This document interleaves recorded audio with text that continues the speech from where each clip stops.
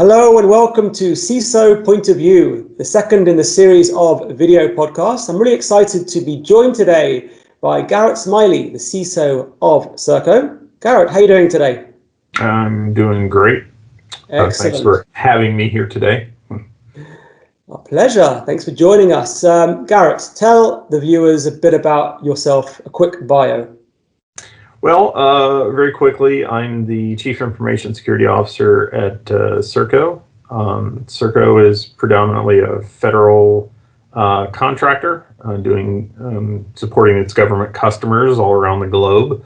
My particular area of expertise or knowledge, if you will, security, privacy, GRC, things like that, typical CISO areas of responsibility. And a little bit more about me. I'm a typical CISO, but I also have a pretty heavy educational background along with my technical background. So I also am a dissertation chair for many different dissertation committees. So I'm kind of an adjunct education person, and I hope that kind of informs how I think about speaking to a specific audience and framing the discussion for said audience. So it's different when I'm talking to a student versus when I'm talking to a board member, for example. At least I certainly hope it's different.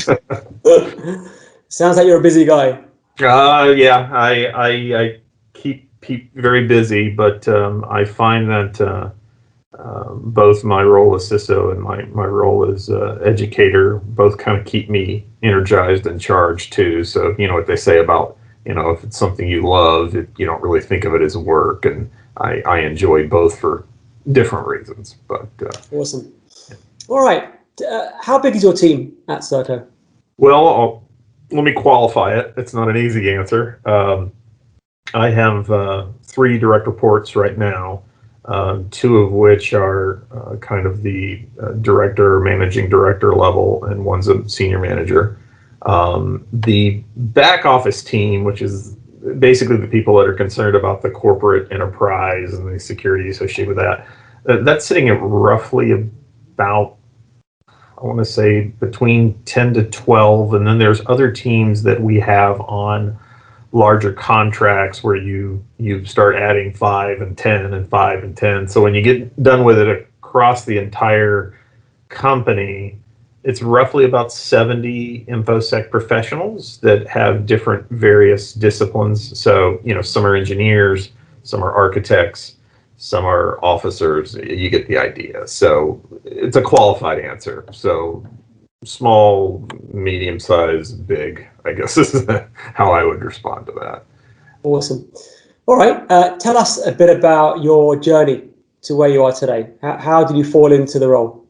Well, I guess I have to kind of go back to the point when I was encouraged to reboot my career.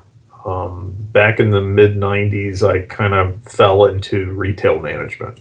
And so I was languishing, I guess, to be perfectly honest. And I noticed in one of my retail management jobs that anytime the point of sale systems broke down and I ended up having to get technical support to fix things, eventually I knew more than the person I was calling because they were just thumbing through a manual to tell me what to do. And I'm like, well, I can write down common problems and figure that out. And so after a while, it kind of dawned on me. I'm like, I think that individual is probably doing a fair sight better than I am career-wise. So there came an opportunity where I could go back to school and kind of start over. And I did that. So that started that journey kind of down the technical path. So initially it was more IT focused. I mean, InfoSec is in its relative infancy, being understood as a separate discipline. And it's interesting how that's kind of coming full circle too, because now it's like, well, it needs to be what everybody does and baked into everything. So really, ideally, we wouldn't want it to be a separate thing, but I digress. So I kind of started down the typical IT path and, went back, got a 2-year associate's degree, then moved into getting a 4-year bachelor's degree, then a master's, and eventually my PhD. But as I was kind of going through that journey and starting down a different career path, technically speaking, Probably around, I would say, the early 2000s, it became very clear to me that InfoSec was becoming the thing. And I saw the value in it. And I'm like, I really would like to focus my efforts there. So more and more started taking on different responsibilities where that was, quite a bit of the duties to the lion's share of the duties to the duties. And to that end, without getting into all the details of the various positions I've held, I kind of ping pong back and forth between technical education and technical operations. So it just kind of went back and forth until I moved up to the DC area and really have done nothing but support various governmental federal customers since then. About, I want to say it's coming on 15 years now. And more and more, it was just focused on how do we help the customer with their security compliance problem, right? So various levels of positions kind of rising through the ranks. And I'll just say that for me, essentially, it went from getting the technical education, becoming a technical educator myself, and then translating that, you go back to the adage of those who can't do teach, as horrible as that is to say out loud. But I'm like, well, I want to be able to do and teach. And so I started pressing more into the do aspect of it, but always kind of kept my toe in the water on the technical education piece. And, rose through the ranks, technically speaking, both in IT and InfoSec roles where, I would go from being an analyst to being, a manager to being a architect to being essentially a lead, and then where I'm at now, being a security executive. So that was probably a very bloviated response to your question, but that was kind of my journey, I guess you'd say. So you going back to school, it makes a lot of sense, understanding your focus on educating the next generation. So I understand why you place so much importance on that part of your life. It was absolutely life-changing for me. So when people say education can change your life, I'm like, I am a walking testament to it. So yeah, that seed has obviously been with me, so that when I'm, teaching students, or quite frankly, delivering phishing awareness training to employees at my company, I'm like, I want you to take away from this some nugget of truth, at least, to where your behavior has changed for the better and your life is for the better.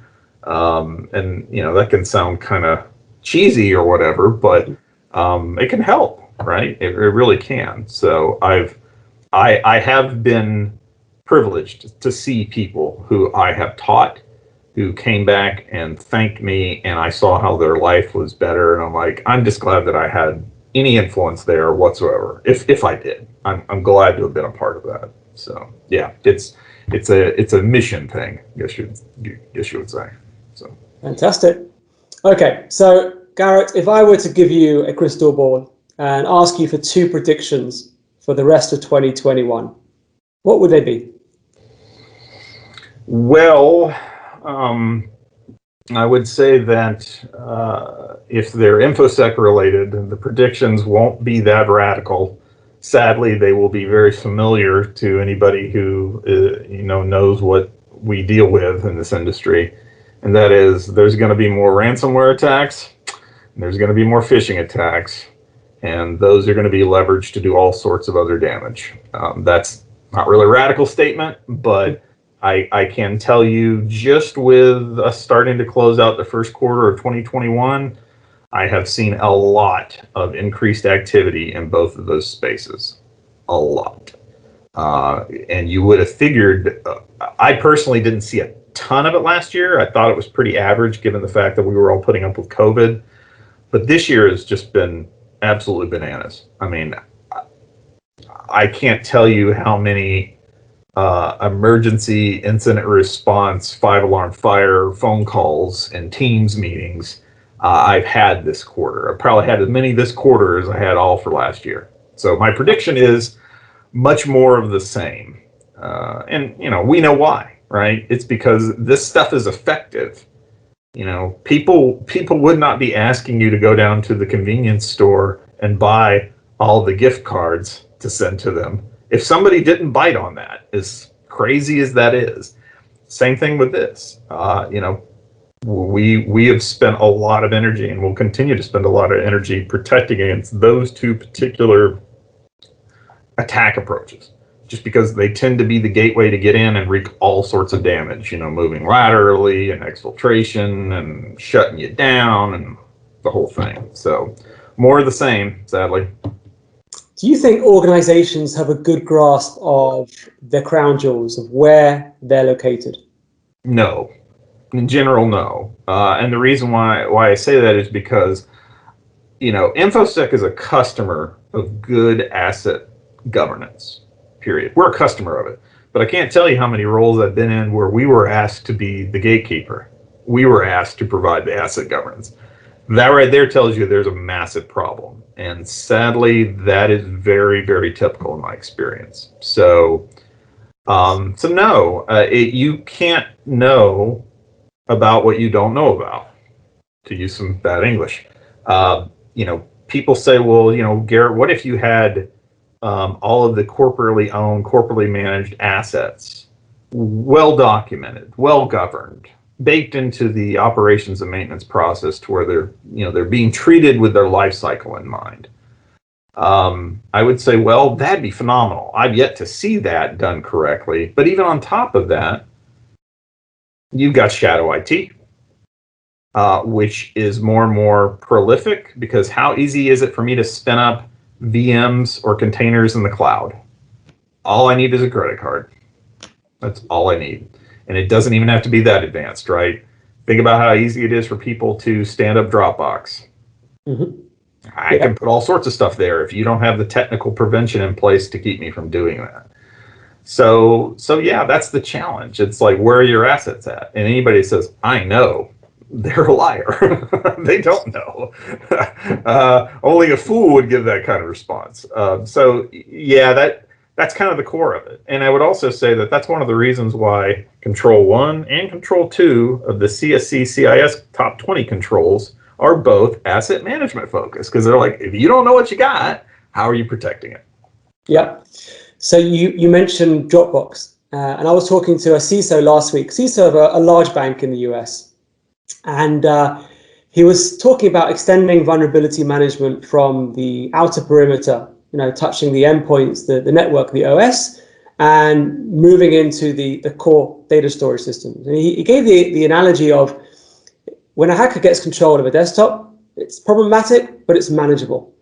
But when a hacker gets control of the storage management system, then it's a different ballgame altogether. And so they're starting to attempt to be one step ahead and try to look at how they can detect and prioritize vulnerabilities within the core, deep down core storage system. What are your thoughts on that? Well, that's pretty specific. I think in general, I would probably concur with that. But one thing I will say, and this is probably going to sound like I'm skirting the question, but I'm not, is people tend to spend a lot of energy saying, how can I prevent X? All right. And I get it. It's kind of a human response. For me, I go, you can't. So ultimately, it comes back to, how can you detect when somebody is trying to exploit something? I am much more concerned about putting energy in that space, simply because, we can use the SolarWinds thing as a recent example. I had board of directors coming to me going, how do we, referring to me and the company, prevent that in the future? And I went, oh, well, if I had an answer for that, the entire universe would work for me, and I would be glowing and floating 6 inches above the earth. No. But it does bring up a good point. They're like, we don't want this to happen again. I completely get that. This was really bad. But you can't do anything about that. What you can do is detect if an exploit that's in code, if somebody tries to exploit it, can you detect that? I'll take that all day. So, to the point of the other CISO, that's where I would be focused to say, let's not myopically look here versus myopically look here. I want visibility on all of it, and I want to be able to detect if something anomalous or shady or weird is going down. And there's no panacea even for that, right? But there are some great tools and capabilities out there that can really, really help, really help. And I will say on my journey, there was nothing more important than visibility. And when I would point out something and somebody would, want to make a financial trade-off. Well, isn't that good enough? We're protecting the crown jewels when we do that. I'm like, yeah, but are you really? And how do you define crown jewels? Is it just out of convenience from a budgetary perspective? Or do you really believe that if the rest of this stuff got hit with a 12-ton, truck, that it wouldn't matter? No, you don't really believe that. Because if it goes down and somebody starts screaming about it, you're going to be reevaluating in real time, and you don't want that. So yeah, once again, long-winded explanation, but for me, it comes back to how can I get my eyes onto the scene, so yeah. Okay, so moving from visibility to remediation, how have organizations traditionally verified full data recoverability in the case of a breach? Well, poorly, as we've seen. I mean, every time there is a data breach, one, for starters, we're still having difficulty with people defining or clearly showing the difference definition-wise between an attack and a breach. I'm like, well, you can be attacked and not breached. You can be breached and not attacked. And breach simply means that is not where it's supposed to be, right? So I can move it over here, and if it's not supposed to be over there, I self-breached. I did that. So when you're talking about kind of having that understanding, and this isn't so much governance of assets, which we were talking about before, but this is governance of your data. Once again, you got to know, what sensitive data do I have? And if you don't have the capability to know that, and there's some really good data governance tools out there, none of them are perfect, but there's some good ones. That's where you start, right? Because if you can't discover and identify, you don't know. You don't know. I mean, I deal with a government customer, right? Can the government send me stuff in email they're not supposed to? Yeah, they can. Have they? Yeah, they have. Should they? No, they don't. Do they create a problem for me when they do? Yeah, they do. But it comes back to, can I discover it, identify it? Once I've done that, can I determine the level of protection wherever it's at? Because we all know the danger in saying, well, it's protected because it's here. Well, yeah, it's breached. So if that was your only protection, you got a problem. And then once you discover where it's at, do you have the ability to triage the situation and make sure that it is protected and or move back? Whatever protection for you looks like. And those things tend to be still, in my humble opinion, even though there's some great tools out there, very much in their infancy across a variety of verticals. Now, to your point, that CISO that works in a finance vertical, more often than not, they're budgeted quite nicely because the bank appreciates the severe consequences of security deviance. I have to tell you, the staffing and funding is generally not nearly as much of a problem for somebody that works for a financial entity as opposed to somebody in education or healthcare. Hospitals have a bad history of being owned by ransomware because they've got stuff that's in the environment that's very old and not being managed, right? Education, not a lot of money there, so they tend to suffer from, we don't have a lot of money. And therefore the controls are very lax, and we might need somebody watching things. I mean, so it depends on what vertical you're in as far as what tools you have to go to the fight with. But I will say that, historically speaking, we've done a pretty rotten job of it. But with some of the application of things like digital rights that you can apply to, an unstructured document, and then it can go wherever it goes. And you're like, well, yeah, but only I and you have the ability to read it or whatever. So I don't care. It's kind of like full disk encryption on a laptop gets stolen.